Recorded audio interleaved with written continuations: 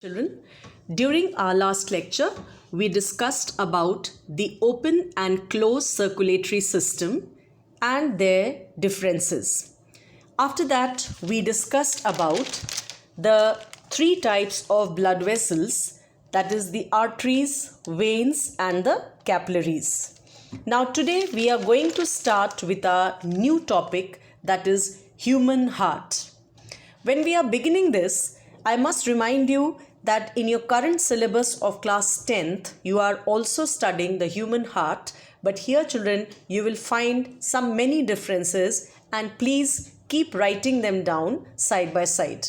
Alright, so as we begin, children, the human heart, let us first look about the position of the heart, which is placed in the middle of thoracic cavity between the lungs. Right? So the human heart is exactly in the middle between the lungs. Shape, it is roughly conical, and the conical end, that is this pointed end, is tilted to the left side of the body. Alright, it is enclosed in a bony cage and it is well protected by the backbone, the ribs, the breastbones and the diaphragm, that is a muscular partition. If we talk about the size of the heart, it is roughly 300 grams in a man, that is an adult man, right? And we roughly say it's the size of about a clenched fist. Then in a female or a woman, it is around 250 grams. And the size by dimension, it is 12 centimeter in length and 9 centimeter in width. All right. So we talked about the shape, position and the dimensions. Now, heart is nothing but a hollow, muscular, cone-shaped structure. As I said, it is the size of a fist. The covering of the heart is a membranous sac. We call it as pericardium. In your class 10 syllabus, you only have this term pericardium and the pericardial fluid. But here, we'll talk about the details of pericardium, that it is formed of the following layers. Number one, there are two layers basically. Number one, it is fibrous pericardium, and second, it is the serous pericardium.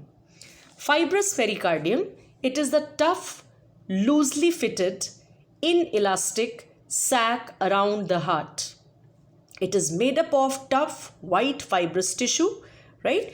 And the function is to prevent excessive expansion of heart. Then when we come to the second wall of the pericardium, that is the second layer of pericardium, it is called as serous pericardium, and it has two layers, two thin layers, parietal layer and the visceral layer or epicardium, right? Now this one, parietal, forms the lining of fibrous pericardium, that is this one. This is lined up by the parietal layer. Then visceral layer adheres to the heart, forming its outermost covering.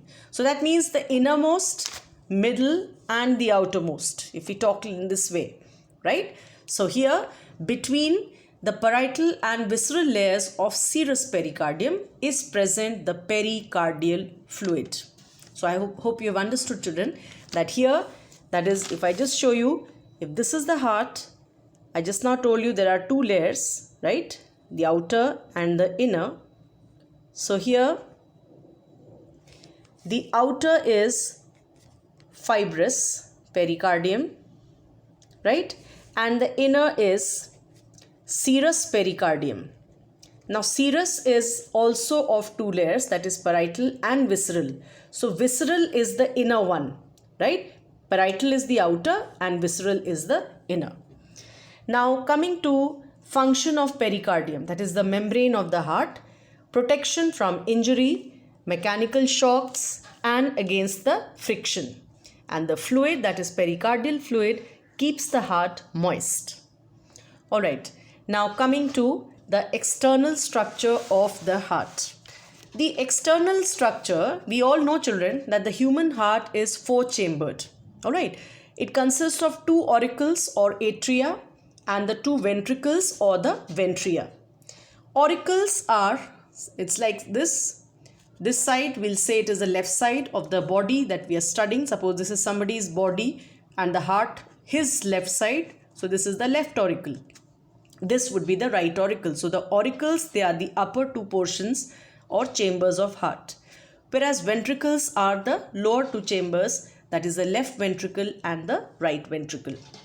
Now, the auricles, just now I told you, they form the upper chambers of heart, but they are demarcated from ventricles by a sulcus or a groove called coronary sulcus. I'll just now show you.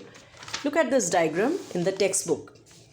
Here, the auricles, they are demarcated by the ventricles. Auricles are comparatively smaller in volume than the ventricles. So here, this coronary sulcus or atrioventricular groove, it demarcates the auricles from the ventricles externally. So this region can be seen in the external view of heart. Alright, then coming back to our second part here, the ventricles, they are the largest lower part of the heart, just now I told you, and externally they are marked by an interventricular groove or sulcus. Let's see how this looks like. Externally, this is the interventricular groove or sulcus, and this is something where you can say it is an oblique longitudinal groove. Now this is so placed, children, that the tip of the heart is only the left ventricle. You can see it, right? That this is the left side of the body. So this part is the left ventricle that comes to the tip. Why? Because this is an oblique sulcus or a groove, right? I hope it is clear. Just now I told you only the external features of the heart. We're talking of grooves or sulcus. Number one, I told you this, the coronary sulcus, that is demarcating auricles from ventricles. And then the second here is the interventricular groove, which is demarcating the left and right ventricles externally. Alright, now this is how such place that the left ventricle forms the tip of the heart. Then coming to the next part, here we'll talk about the grooves in partition. 3 grooves or sulci, they are seen on the surface of heart. Just now I told you, number 1, the coronary sulcus. This divides the heart into anterior auricles and posterior ventricles. Then this we've seen just now, interventricular groove, which is oblique longitudinal groove on ventral surface of the ventricular part. Just now we've seen externally. But what is this, children? The third groove divides the atrium into right and left side. That is this part. If the atrium is divided into right and left part, then this is the groove which is definitely not seen into this phase of the diagram, right? But you have to understand that there is one more groove that can be seen externally. Now, moving further, this is a note I have already written, that the apex of heart is formed of the left ventricle only. Alright. Now let's talk about the detailed internal structure of the heart, about the auricles, ventricles and the various apertures, or let's say the walls that are present. Let's talk about auricles first. Now till now, children, you have studied right auricle and left auricle. They are divided by a septum, right? Or we can say a compartment which is not allowing the blood to mix on both the sides. Same is the ventricles. That is, they are also divided. That is, overall, the left part of the heart blood cannot mix directly to the right side of the blood. Okay. Now, what is the key difference between right auricle and left auricle? There are 2 major differences. Number 1, right auricle is larger than the left auricle, whereas this is smaller, right? And this is having thin wall, whereas left auricle has thick walls. Once again, I will repeat this. Right auricle is larger, whereas left auricle is smaller. When we come to the thickness of walls, then right auricle is thin walled, whereas left auricle is thick walled. Alright. Then coming to the apertures, that is, if we talk of the aperture between the right auricle and right ventricle, then there is an opening or an aperture, and we call it as the opening which is guarded by a valve with 3 flaps. What are these valves called? This is called as the tricuspid valve. Alright, here because it has 3 cusp or 3 hill-like projections here. Similarly, the opening between the left auricle and left ventricle is guarded by a valve which has 2 flaps or 2 cusps, and therefore we call it as the bicuspid or a mitral valve. Alright, here. Then, now let us see how the very first thing is that the blood enters the heart in chamber number 1 here, that is right auricle. Which type of blood is coming? The dirty blood or deoxygenated blood. And from which vessels it is coming? There are 3 vessels that are coming into the right auricle. Number 1, superior vena cava, which is bringing the blood from head and upper parts of body. 2, the inferior vena cava, which is bringing the deoxygenated blood from the lower part of the body. Right? Now again a difference, children. See, one I told you this vessel, superior vena cava, second is the inferior vena cava. The inferior vena cava has a valve of Eustachius, or we also call it as the Eustachian valve that is present here. But this superior vena cava has no valve. So you have to understand again a difference here. Superior vena cava has no valve at the entrance point of dirty blood, whereas inferior vena cava has a valve, and we call it as the valve of Eustachius. Right? There's another entry of a sinus into the right auricle, and this is called as the coronary sinus. Right? This is bringing the dirty blood from the walls of the heart, and this is guarded by valve of Thebesius. This is the spelling, the valve of Thebesius. This is guarding the coronary sinus. So 3 places the dirty blood has come. Number 1, from the upper part of body, 2, lower part of body, and 3, from the walls of the heart also. And now what is the destination of this blood? Where should it be headed? There's no place to go this side. It cannot go back. So the only place it is going to come to the right ventricle. Alright. Now from the right ventricle, this will be having a way out through a vessel. We call it as the pulmonary artery, which will form a pulmonary trunk or a pulmonary aorta, and this will move to the lungs. So as you can see, children, dirty blood moves further, and dirty blood leaves the heart to the lungs. Right? Now the lungs, what will it do? It will purify the blood, take in oxygen and give out carbon dioxide, and now the pure blood or oxygenated blood will return from the pulmonary vein. Remember, this is the only vein which carries the pure blood. Right? Similarly, pulmonary artery was the only vessel or artery that carries dirty blood. Now pure blood is coming by 2 pairs of pulmonary veins. You can see here the pencil I have marked 1, 2, 3 and 4. So there are 2 pairs of veins, and here there are no walls. See, I have written there are no walls when the blood is received in the left auricle.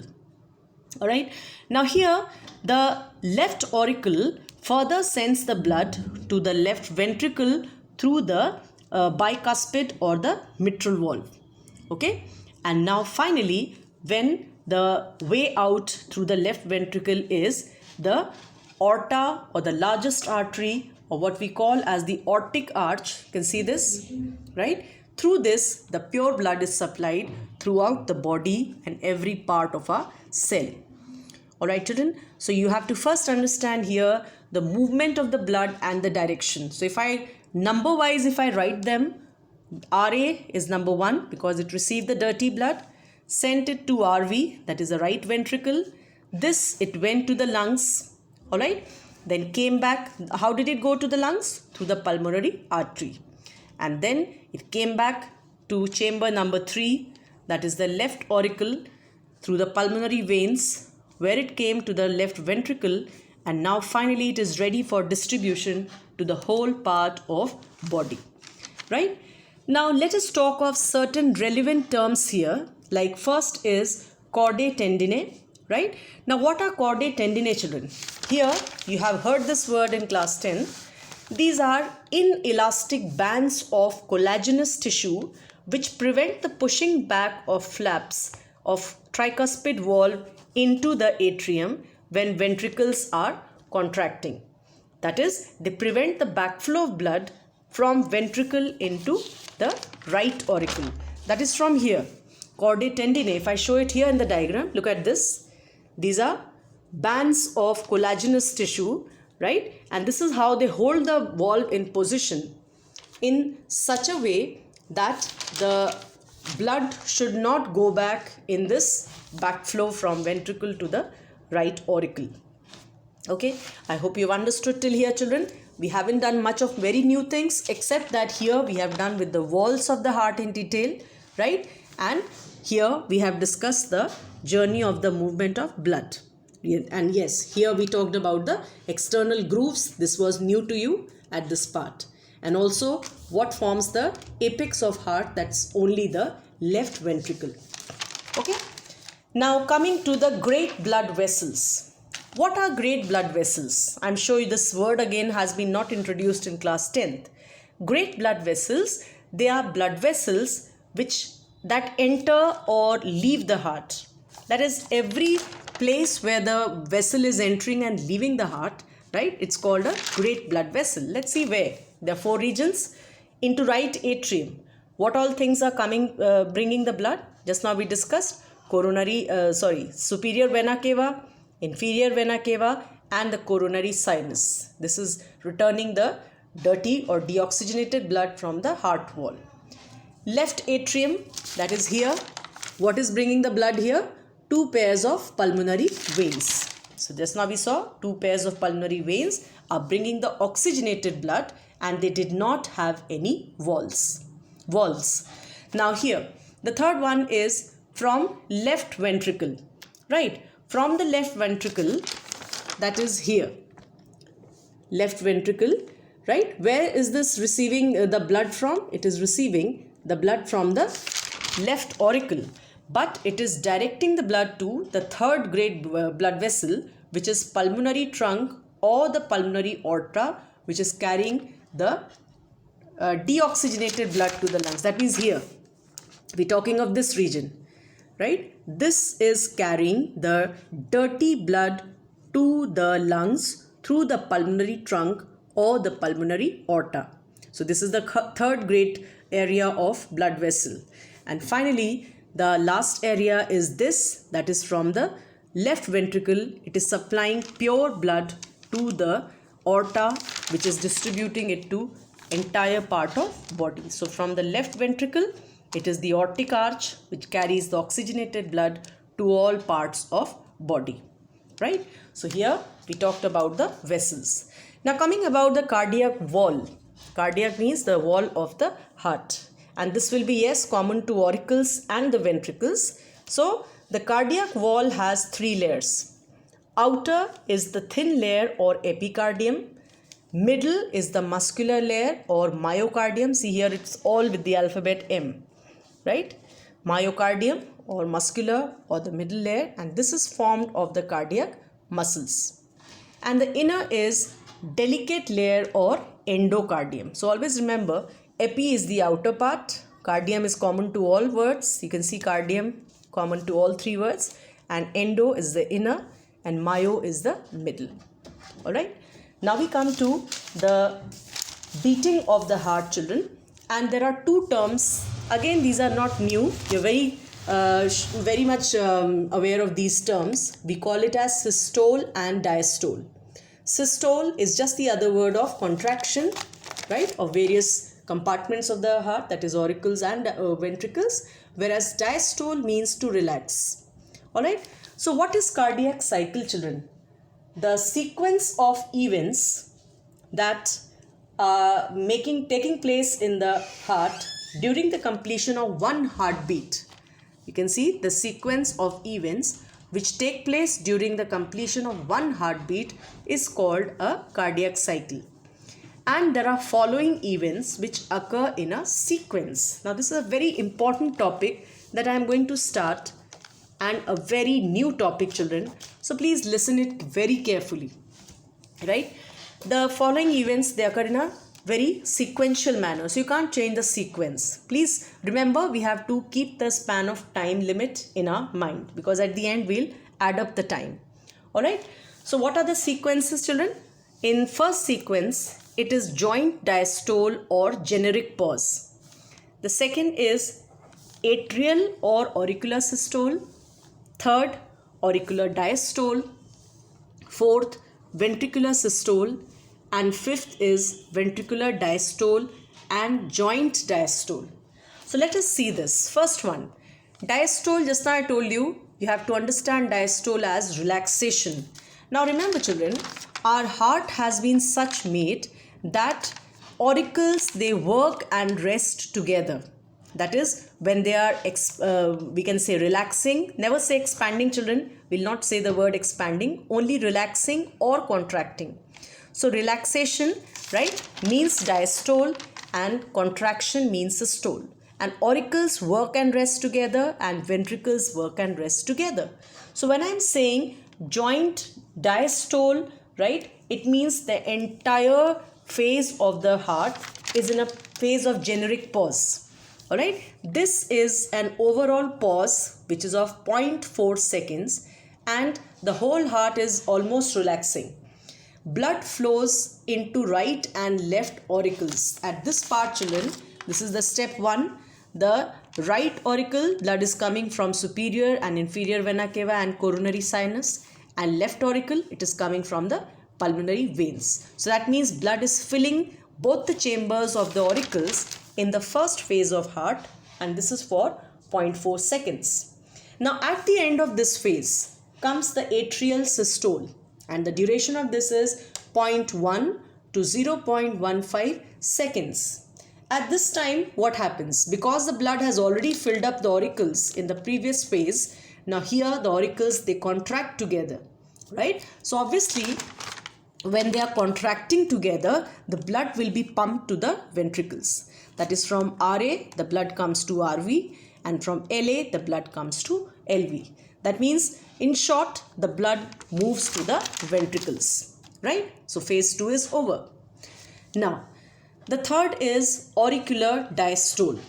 That means here the auricles will be resting now. Resting means again they will be now filled up with dirty blood. Venous means the dirty blood. Alright. And now comes the fourth part of this phase, what we call as the ventricular systole. Right.